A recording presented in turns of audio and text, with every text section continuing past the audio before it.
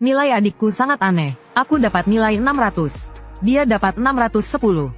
Aku naik jadi 610. Dia langsung jadi 620. Nilainya selalu tepat 10 poin di atasku. Tapi begitu aku izin tidak ikut ujian, nilai adikku langsung hancur lebur. Dugaanku pun terbukti. Nilai adikku terkait dengan nilaiku. Dengan ini sebagai titik awal, sebuah rencana gila terbentuk di kepalaku. Kalau saat ujian masuk universitas aku dapat nilai di atas 740. Apa yang akan terjadi ya? Menjelang ujian masuk universitas, aku seperti biksu pertapa. Ning Xiao adalah penganut hedonisme. Dia mengandalkanku sebagai sandarannya. Sombongnya bukan main, bahkan sampai meninggalkan studinya, dan bermain kemana-mana dengan temannya. Setiap kali ketahuan, dia selalu memasang wajah tidak sabar. Kamu ini rese banget sih. Tenang saja, juara pertama ujian masuk universitas pasti aku. Dan aku tidak mengecewakan kepercayaannya. Setiap kali ujian simulasi, aku selalu mengantarnya ke tahta peringkat 1 angkatan. Aku ingin membuatnya mabuk dalam mimpi di atas awan palsu. Sementara aku diam-diam, selangkah demi selangkah mendekati nilai 741. Malam sebelum ujian masuk universitas, Ning Xiao masih berpesta gila di bar, merayakan lebih awal kehidupannya yang cemerlang.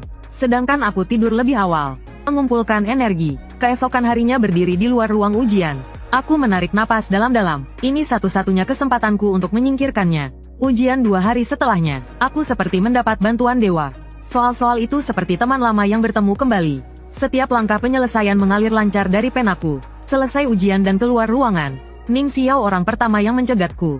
Matanya memancarkan cahaya keserakahan. Ujiannya kali ini terasa berbeda, jauh lebih baik dari sebelumnya. Belum pernah terasa semudah ini. Ning Xiao sangat gembira. Dia langsung mencari ayah dan ibu untuk pamer. Seolah-olah nilai itu sudah ada di tangannya. Melihat punggungnya yang penuh kemenangan, aku pun tersenyum. Itu adalah senyum seorang pemburu melihat mangsanya masuk perangkap. Liburan musim panas setelah ujian masuk perguruan tinggi, Ning Xiao menepuk dada dan berjanji pada ayah dan ibu bahwa dia bisa menjadi peringkat pertama di sekolah. Dia meminta uang jajan dalam jumlah besar di muka. Tidak hanya mengganti ponsel dan komputernya dengan yang paling canggih, dia juga mengambil uang hasil jerih payah ayah dan ibu, lalu pergi berfoya-foya dengan orang-orang tak berguna. Sama sekali tidak kasihan padaku. Aku ingin pulang ke desa untuk menjenguk kakek, meminta ongkos pada ayah dan ibu. Belum sempat bicara, aku sudah dihardik. Lihat apa lihat, di rumah mana ada uang untukmu. Mereka sangat pelit padaku, tapi untuk Ning Xiao, mereka menghamburkan uang. Aku juga sudah malas merasa kecewa. Aku pergi sendiri ke lokasi konstruksi menjadi kuli bangunan. Setelah menabung cukup uang untuk tiket, hari pengumuman nilai awal, bertepatan dengan upacara kedewasaan Ning Xiao yang ke-18 tahun. Di hadapan semua orang, untuk dinobatkan pada momen paling gemilang dalam hidupnya, dia mengadakan sebuah pesta yang sangat mewah. Semua kerabat jauh dan dekat, rekan kerja dan atasan ayah dan ibu semuanya diundang. Suara pujian silih berganti di aula perjamuan. Wah, Pak Bai, keluargamu sungguh beruntung sekali. Anak kembar laki-laki dan perempuannya begitu sukses. Anak laki-laki yang lebih tua hanya kutu buku dan tidak tahu apa-apa. Xiao lebih perhatian, nilainya bagus dan orangnya juga pintar. 100 kali lebih baik dari kakaknya. Hahaha, generasi muda mengelilingi Ning Xiao bagai bintang mengelilingi bulan.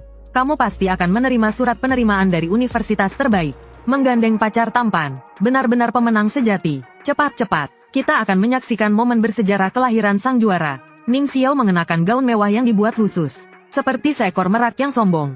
Jangan terburu-buru kalau masuk peringkat teratas provinsi. Kantor penerimaan mahasiswa Universitas Qinghua dan Beijing akan menelepon lebih dulu untuk merebut orang.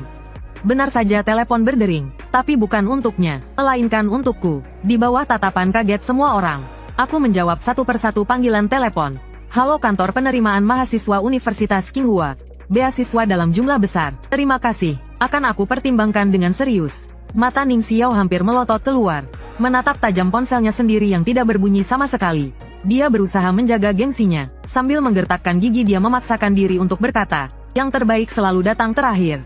Akhirnya akses untuk memeriksa nilai dibuka. Semua orang berkerumun mendesak Ning Xiao untuk masuk. Aku juga diam-diam membuka halaman pengecekan di sudut.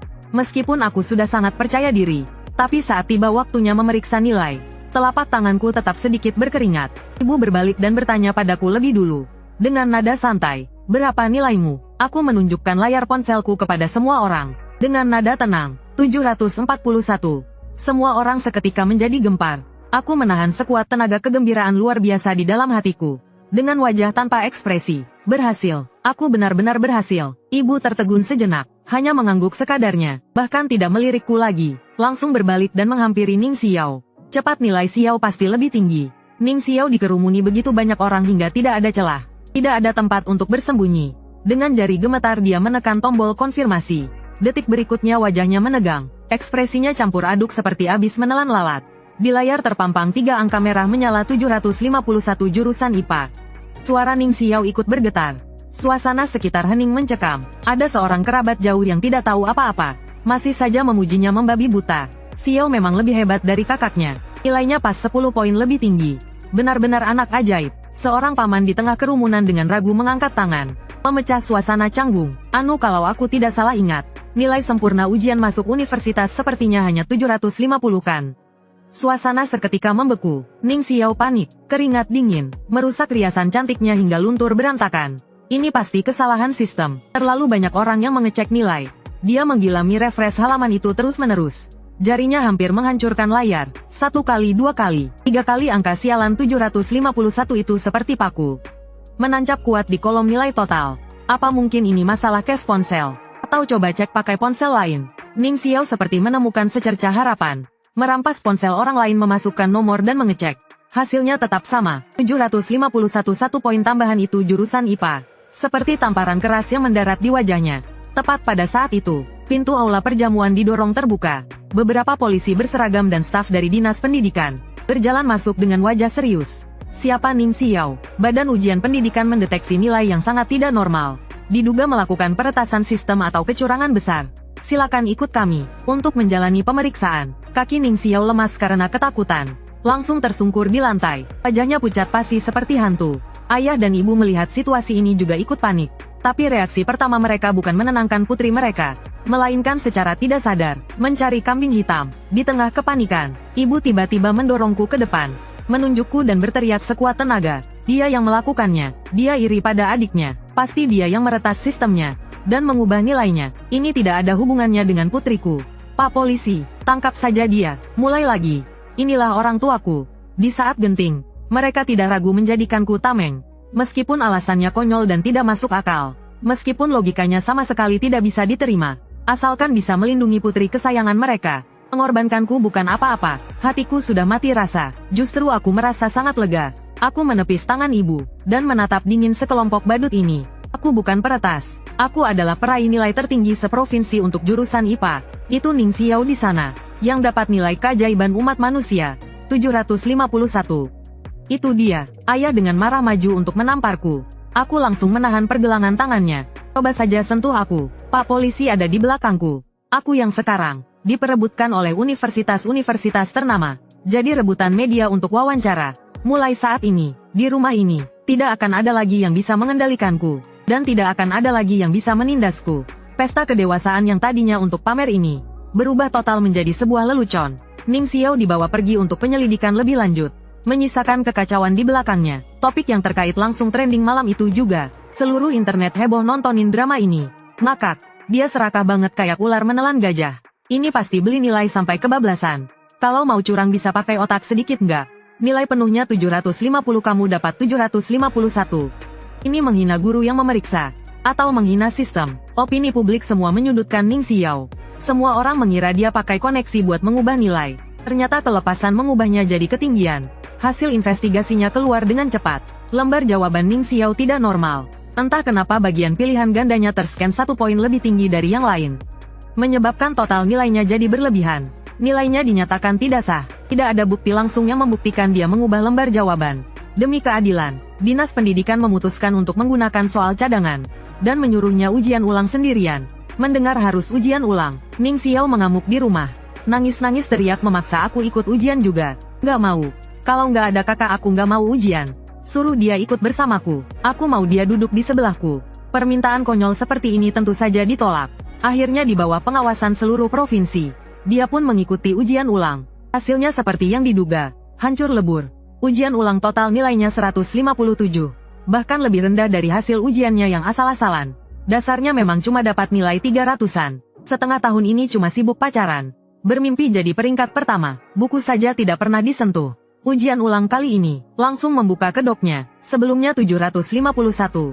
Sekarang 157. Perbedaan yang sangat jauh ini membuat publik jadi heboh. Hahaha 157. Nah ini baru kemampuan aslinya. Ini sih sudah jadi bukti kuat. Yang 751 sebelumnya itu pasti curang. Ning Xiao tidak tahan dengan perundungan online. Mencoba menunjukkan rapor sebelum kelas 3 SMA untuk membuktikan diri. Hasilnya dikuliti habis-habisan oleh netizen yang maha bisa. Kelas 1 SMA kecuali setengah tahun terakhir kelas 3 yang kemajuannya pesat dan aneh ujian masuk perguruan tinggi. Kelas 1 SMA sebelumnya nilainya selalu 300 payah sekali ujian masuk perguruan tinggi. Semua orang jadi semakin yakin, perempuan ini sudah curang sejak kelas 3 SMA. Netizen pendukung juga mengeluarkan raporku. Aku dari kecil sampai besar selalu stabil di 3 besar. Ini baru namanya murid pintar sejati. Stabil banget, apa mereka benar-benar saudara kandung? Kok perbedaannya bisa sebesar ini? Yang satu 741 yang satu 250 pun tidak lolos. Guru dan teman sekelas yang dulu memuji-muji Ning Xiao, sekarang melihatnya seperti melihat dewa wabah. Bahkan orang tuanya pun ditunjuk-tunjuk saat keluar rumah. Selama waktu itu, Ning Xiao bersembunyi di kamar tidak berani bertemu orang. Seperti tikus yang menyeberang jalan. Sedangkan aku memegang surat penerimaan dari Fakultas Kedokteran Tsinghua, membereskan barang-barang dan pulang ke kampung halaman untuk menemani kakek. Asalkan menunggu sampai akhir bulan 8 sekolah dimulai. Aku akan benar-benar bebas. Aku pikir begitu. Tapi pertengahan bulan 8, ibu tiba-tiba menelepon, menangis terseduh-seduh. Halo Ning Chen, kamu cepatlah kembali. Ayahmu tiba-tiba sakit, sudah mau meninggal. Jantungku berdebar kencang. Meskipun aku membenci mereka, tapi bagaimanapun dia adalah ayahku. Aku pulang ke rumah semalaman, mendorong pintu hingga terbuka. Malah melihat ayah sedang duduk di sofa makan kuaci. Wajahnya kemerahan. Mana ada kelihatannya sakit. Bukankah kamu bilang ayah sakit parah? Aku berdiri di depan pintu. Tangan masih memegang gagang koper. Kewaspadaanku langsung meningkat. Aduh, itu kan karena takut kamu tidak mau pulang. Wajah ibu dipenuhi senyum palsu yang menjilat. Senyuman itu membuatku mual. Aku sangat merindukanmu, terutama Xiao. Akhir-akhir ini dia sangat depresi. Kamu adalah kakaknya. Kamu harus lebih sering menghiburnya. Sikap ini terlalu tidak biasa. Sejak kecil hingga sekarang, kapan mereka pernah peduli dengan perasaanku? Diam-diam, saat tidur malam aku sengaja lebih waspada. Menyalakan mode rekam video di ponselku. Mengarahkan kamera ke pintu kamar. Menyembunyikannya di antara barang-barang di meja belajar. Tengah malam jam 2, kunci pintu berbunyi pelan. Ayah dan ibu menyelinap masuk ke kamarku seperti pencuri. Tapi aku tidak tidur. Aku mengintip dengan mata setengah terpejam. Mereka menggeledah tasku. Mereka mencari KTP dan surat penerimaan universitasku. Aku tiba-tiba duduk, menekan sakelar lampu di samping tempat tidur. Klik, lampu pun menyala terang. Tengah malam begini, apa yang kalian lakukan? Tertangkap basah. Mereka berdua akhirnya tidak berpura-pura lagi. Ayah membanting barang di tangannya ke atas meja. Berkata dengan percaya diri seolah tak bersalah. Xiao sudah mengaku semuanya pada kami. Selama ada kamu, dia bisa mendapat nilai tinggi. Ini adalah takdir di antara kalian sebagai kakak beradik. Ibu menimpali dari samping. Matanya menunjukkan tatapan penuh perhitungan. Benar, nak, ini adalah hal yang baik untukmu. Tautan milikmu itu sangat ajaib. Kamu adalah kakaknya. Sudah seharusnya seorang kakak membantu adiknya. Nanti, ajak adikmu masuk universitas bagus bersama-sama. Keluarga kita akan punya 2 mahasiswa dari universitas ternama. Bukankah ini situasi yang saling menguntungkan? Aku mendengarkan dengan tercengang. Aku hanya merasa punggungku merinding. Ternyata menipuku kembali bukan karena merindukanku. Juga bukan karena ada yang sakit. Melainkan untuk menjadikanku sebagai tumbal. Untuk dihisap darahnya selama setahun lagi oleh seorang pecundang. Kemarahanku meledak-ledak. Kalian benar-benar orang tuaku yang baik ya. Waktu kecil karena tidak menyukaiku. Kalian meninggalkanku di desa dan tidak peduli. Sekarang demi pecundang itu, kalian ingin menghancurkan masa depanku. Menyuruhku mengulang kelas. Aku beritahu kalian, jangan mimpi. Ning Chen, kamu hanyalah serigala tak tahu diuntung. Memintamu membantu adikmu itu karena kami menghargaimu. Dengar, kami sudah membesarkanmu selama bertahun-tahun. Tepat pada saat itu, ditumpukan barang-barang yang berantakan itu. Ning Xiao tiba-tiba berteriak kaget dan senang. Ketemu, tangannya memegang surat berwarna dasar merah dengan tulisan emas. Yaitu surat penerimaan. Tatapan matanya seperti ular yang telah dibaluri racun. Semua rasa iri benci dan tidak rela meledak pada saat ini. Ingin menyingkirkanku dan sukses sendiri. Jangan mimpi. Terdengar suara robekan yang nyaring. Sangat memekakkan telinga di ruangan yang sunyi. Kertas yang membawa masa depanku itu hancur berkeping-keping di tangannya. Berjatuhan ke lantai seperti kepingan salju. Ning Chen, sekarang surat penerimaannya sudah tidak ada. Aku ingin lihat bagaimana kamu akan mendaftar. Saat ini rambut Ning Xiao acak-acakan. Wajahnya yang semula cantik, karena bengis terlihat mengerikan. Seumur hidupmu kamu hanya bisa menjadi batu loncatanku. Aku ingin kamu membusuk di lumpur bersamaku. Sebenarnya aku tahu, surat penerimaan yang disobek bisa diurus kembali. Kalaupun tidak diurus kembali, dengan KTP pun aku bisa masuk sekolah. Ini sama sekali tidak bisa menghentikanku. Tapi aku melihat serpihan-serpihan di lantai itu. Hatiku malah tertawa bahagia. Bagus sekali Ning Xiao. Kalau kamu hanya mengamuk dan membuat ulah, aku benar-benar tidak bisa berbuat apa-apa padamu. Tapi sekarang kamu sendiri yang menyerahkan bukti ke tanganku. Aku harus memainkan peranku dengan baik. Aku berpura-pura seluruh tubuhku lemas. Tatapan mataku kosong, seolah-olah langit telah runtuh. Dengan putus asa aku bergumam semuanya selesai. Semuanya sudah berakhir. Melihatku benar-benar hancur. Keluarga 3 orang itu akhirnya menunjukkan senyum kemenangan. Mereka menyita kartu identitasku, mengunciku di dalam kamar yang gelap itu, lalu pergi dengan puas. Saat kunci pintu berbunyi klik, keputusasaan di wajahku langsung menghilang. Aku menerkam ke arah meja belajar seperti macan tutul yang licik. Dari tumpukan barang-barang, ku ambil ponsel yang lampu merahnya masih menyala. Rekaman selesai. Simpan. Dalam rekaman terlihat kegilaan Ning Xiao saat merobek surat pemberitahuan. Orang tuaku menonton dengan dingin di sampingnya, bahkan ikut memanasi suasana dengan ekspresi mereka. Ini adalah bukti kuat perusakan properti pribadi dan penyekapan ilegal. Aku langsung mengunggah video itu ke cloud. Bahkan aku dengan baik hati mengedit versi video pendeknya, lalu mengunggahnya ke internet. Dengan teks inilah keluarga kandung yang ingin ku tinggalkan. Setelah mengunggah semua itu, aku menelepon polisi. Setengah jam kemudian, terdengar suara ketukan pintu yang tergesa-gesa dari ruang tamu. Ada yang melapor terjadi penyekapan ilegal di sini. Mohon kerjasamanya untuk penyelidikan. Aduh Pak Polisi, mana mungkin begitu. Ini salah paham. Benar-benar salah paham. Anak itu sudah pergi berlibur setelah ujian masuk universitas. Sama sekali tidak ada di rumah. Panggilan darurat ini pasti lelucon. Masih saja berbohong. Aku tidak akan memberinya kesempatan untuk menutupi kebohongannya. Aku mengambil kursi di dekatku dan menghantamkannya dengan keras ke pintu. Tolong aku di sini. Mereka menyita KTP-ku dan mengurungku. Aku terus membuat keributan. Bahkan dari balik pintu, aku bisa membayangkan ekspresi luar biasa di wajah ibuku saat ini. Di bawah peringatan keras dari polisi, pintu akhirnya terpaksa dibuka. Saat aku melihat cahaya lagi, aku melihat 3 orang di sofa dengan wajah pucat pasi, menatapku tajam seolah-olah aku pembunuh ayah mereka. Ing Chen, memangnya kenapa kalau kamu sudah keluar? Selagi paman polisi sedang memeriksa tempat kejadian, Ning Xiao mendekat ke telingaku. Suaranya dingin seperti iblis dari neraka. Surat penerimaanmu sudah menjadi abu. Kamu juga tidak akan bisa kuliah. Tidak akan ada di antara kita yang bisa hidup tenang. Terima kasih sudah mengingatkan. Adikku tersayang. Aku langsung berpura-pura menjadi kelinci kecil yang ketakutan dan menangis mengadu pada paman polisi. Bapak polisi, selain penyekapan ilegal, Ning Xiao juga dengan sengaja merobek surat penerimaan universitasku. Dia mencoba merampas hakku untuk mendapatkan pendidikan.